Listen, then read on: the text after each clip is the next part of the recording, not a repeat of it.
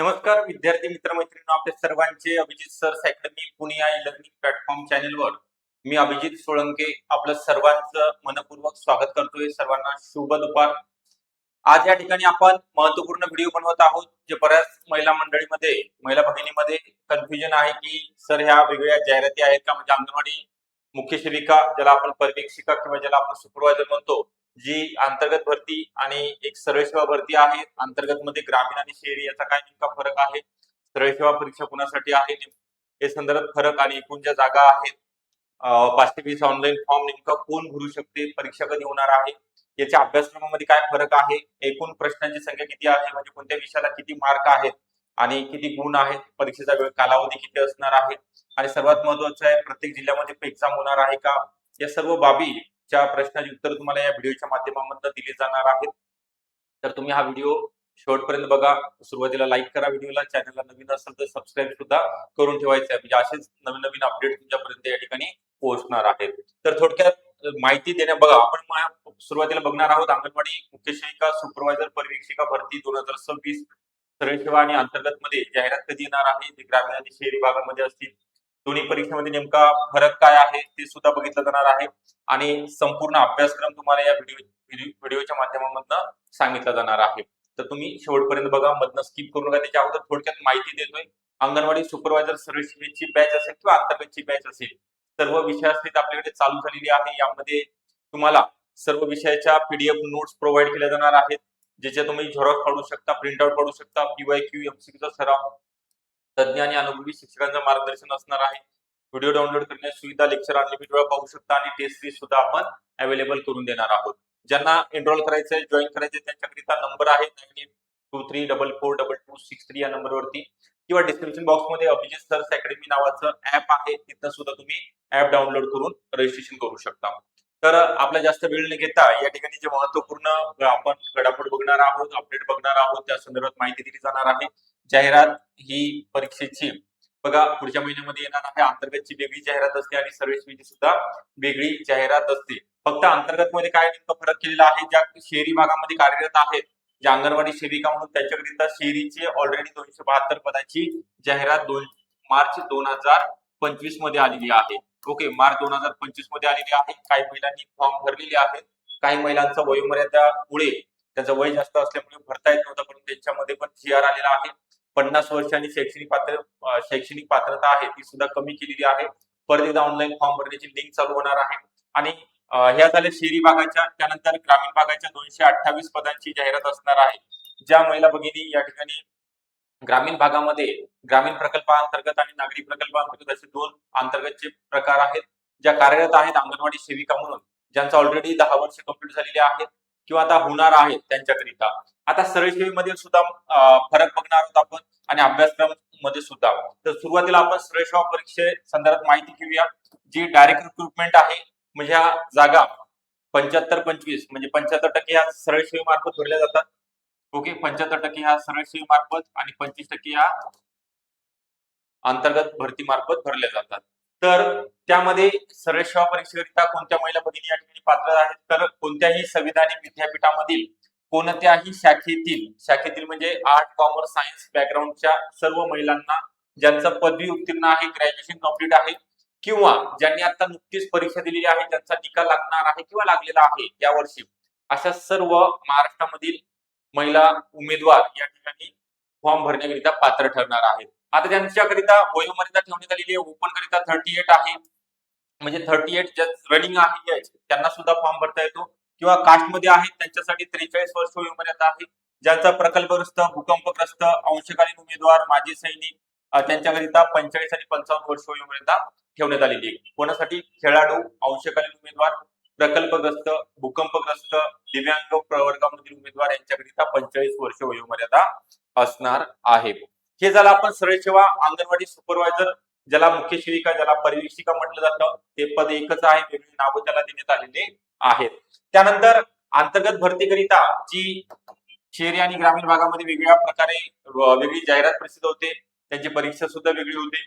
त्यांच्यासाठी पात्रता 12वी पास आहे. अगोदर पदवी होतं, परंतु आता पात्रता 12वी पास करण्यात आलेली आहे. आर्ट, कॉमर्स, सायन्स मार्कचं काही या ठिकाणी किती कमी आहे, मग तुम्ही पास पाहिजे 35% जरी असली तरी चालेल.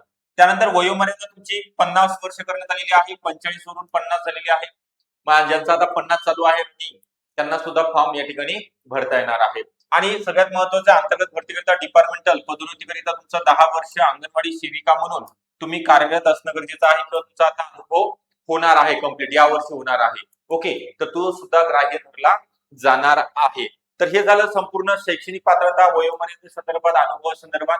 सरळ सेवा परीक्षेकरिता अनुभव लागत नाही. ओके, तर आता सगळ्यात महत्वाचा आहे अभ्यासक्रम. नेमका आता ही जी परीक्षा आहे, दोन्ही परीक्षा टीसीएस किंवा आयबीपीएस कंपनी मार्फत कंडक्ट केल्या जातात. मागच्या वर्षी 102 पदाची जी जाहिरात आली होती ती सुद्धा टीसीएस कंपनी मार्फत घेतली गेलेली आहे. ती परीक्षा झालेली आहे, तिची जॉईनिंग सुद्धा महिलांना उमेदवारांना मिळालेली आहे. त्याचा दोन्ही परीक्षेचा अभ्यासक्रमामध्ये नेमका फरक काय तुम्हाला समजून घ्यायचा आहे. सुरुवातीला आपण 100 प्रश्न असतात या परीक्षेमध्ये, 200 गुणांचा पेपर घेतला जातो. म्हणजे एक प्रश्न 2 गुणांकरिता. निगेटिव्ह मार्किंग ज्यावेळेस जाहिरात येणार आहे त्यावेळेस आपल्याला कळेल. परंतु अंतर्गत करिता 100% या ठिकाणी माहिती दिली जाईल. अंतर्गत करिता कोणत्याही प्रकारची निगेटिव्ह मार्किंग नाही आणि त्यांचा पेपर सुद्धा सोपा राहतो, थोडा सरळ सेवेच्या तुलनेमध्ये. सरळ सेवेचा थोडा मीडियम लेवलचा असतो. आणि वेळेचा कालावधी आहे 50 मिनिटाचा. 2 स्लॉट असतात 45-45 मिनिटाचे. याचे सुद्धा सेक्शन केले जातात, ते आपण नंतरच्या व्हिडिओमध्ये बघणार आहोत. सुरुवातीला बघायचं आहे मराठी हा विषय. आपण सुरुवातीला अंतर्गत सरळ सेवेचा सिलेबस समजून घेऊया.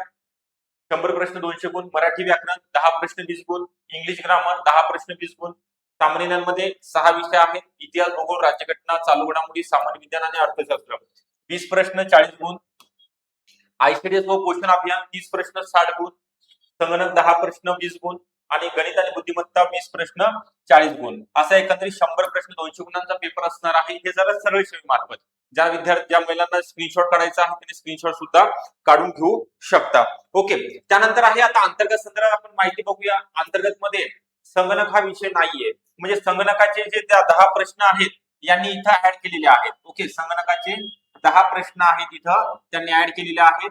तर 20 प्रश्न म्हणजे तुम्हाला अंतर्गत करिता 40 गुण मिळणार आहेत. म्हणजे मराठी विषय खूप महत्वाचा आहे, म्हणजे सर्व सेवेला सुद्धा महत्वाचा आहे, परंतु तिथं 10 प्रश्न आहेत. अंतर्गतला 20 प्रश्न 40 गुण मिळून देणार आहेत 200 पैकी. म्हणजे मराठीमध्ये जर तुम्ही छान प्रकारे केला, व्यवस्थितरित्या कन्सेप्ट क्लिअर केला, चांगला अभ्यास केला, तुम्हाला 20 पैकी 20 प्रश्न म्हणजे 40 पैकी 40 मार्क मिळू शकतात.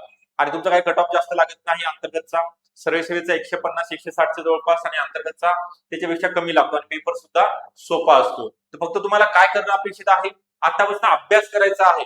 कारण की आपण जाहिरात आल्यानंतर धावपळ करतो, अभ्यास करतो, क्लास जॉईन करतो, आपल्याला वाटतं की होईल त्यावेळेस, परंतु त्यावेळेस आपल्याला पुरेसा वेळ या ठिकाणी मिळत नसतो. आपली कागदपत्रांची जुळवाजुळव असेल किंवा कोणतं पुस्तक वाचायचं आहे, कोणता क्लास करायचा आहे, कन्सेप्ट क्लिअर करायचे आहेत. जाहिरात आल्यानंतर आपल्याला फक्त एकच काम असणं गरजेचं आहे या ठिकाणी, रिव्हिजन. मॅक्सिमम रिव्हिजन झाले पाहिजे, सराव झाला पाहिजे तुमचा प्रत्येक विषयाचा. आपल्याला पेपर सॉल्व्ह केल्यानंतर चांगले मार्क मिळाले पाहिजेत. हे मग पूर्व तयारी आहे आपली जाहिरातीच्या अगोदर. तर हे आतापासून करायला सुरुवात करा. तुम्हाला 100% या ठिकाणी परीक्षेमध्ये 200 पैकी 160 प्लस मार्क मिळतात. कारण की या ठिकाणी जो सिलेबस आहे तुमच्या रिलेटेड आहे आयसीडीएस आणि पोषण अभियान. वेगवेगळ्या प्रकारच्या योजना आहेत, केंद्र राज्य सरकारच्या कायदे आहेत, महिला आणि बालकांचे कायदे. हे खूप सोपा सिलेबस आहे. संगणक एकदम बेसिक आहे, जे आपण आतापर्यंत 10वी 12वी पर्यंत गणित बुद्धिमत्ता घेतलेली आहे, शिकलो आहोत ते. मराठी व्याकरण पण आपल्याला माहिती आहे, इंग्लिश ग्रामर. सामान्य ज्ञान मधले जे जीके जीएस आपण विषय म्हणतो ते इतिहास आहे, भूगोल आहे, भारतीय राज्यघटना 10वी पर्यंतचा आहे. ओके, म्हणजे खूप काही असं कठीण नाहीये, अगदी भीती बाळगण्याची आवश्यकता नाही. या ठिकाणी केलं तर होते. बघा, तुमच्या मध्ये जर करण्याची इच्छा असेल किंवा तुम्हाला करा असं वाटत आहे, यावेळेस काहीतरी आपलं शैक्षणिक पात्रता आहे, आपण आतापर्यंत शिक्षण घेतलेलं आहे, त्याचा कुठेतरी फायदा झाला पाहिजे, याकरिता तयारी करा. ओके, त्याच्याकरिता आपल्याकडे अंतर्गतचे असेल किंवा सरळ सेवेचे असेल स्पेशल बॅचेस आपण कंडक्ट करत आहोत. अभिजित सर्स अकॅडमी पुणे या ठिकाणी ऑनलाईन बॅचेस आहेत. तुम्ही घरी बसून लाईव्ह प्लस रेकॉर्डेड स्वरूपामध्ये लेक्चर बघू शकता. किती वेळा लेक्चर पाहता येणार आहे, सर्व विषयाच्या नोट्स आपण देणार आहोत. टेस्ट सिरीज असणार आहे, पेपर सॉल्व्ह दर आठवड्याला पेपर असणार आहे, दर महिन्याला झूम मीटिंग घेतली जाणार आहे. ज्यांना जॉईन व्हायचं आहे त्यांनी 9823442263 हा नंबर आहे किंवा 9823435060 या नंबरवरती संपर्क करायचा आहे. आपल्याला व्हिडिओ आवडला असेल नक्की लाईक करा. चॅनलला नवीन असाल तर नक्की सबस्क्राईब करून ठेवायचं आहे, जेणेकरून जास्तीत जास्त अपडेट आपल्यापर्यंत पोहोचणार आहेत. आणि आपल्या ज्या मैत्रिणी आहेत अंगणवाडी सेविका असतील किंवा आपल्या कॉलेजच्या फ्रेंड असतील त्यांच्यापर्यंत या व्हिडिओची लिंक जास्तीत जास्त शेअर करा तुमच्या व्हॉट्सअप ग्रुपला, युट्यूबला, टेलिग्राम चॅनलला. Okay, thank you. All the best सर्वांना. अभ्यासाकरिता अभ्यास करा. ओके, एवढं सांगेल मी.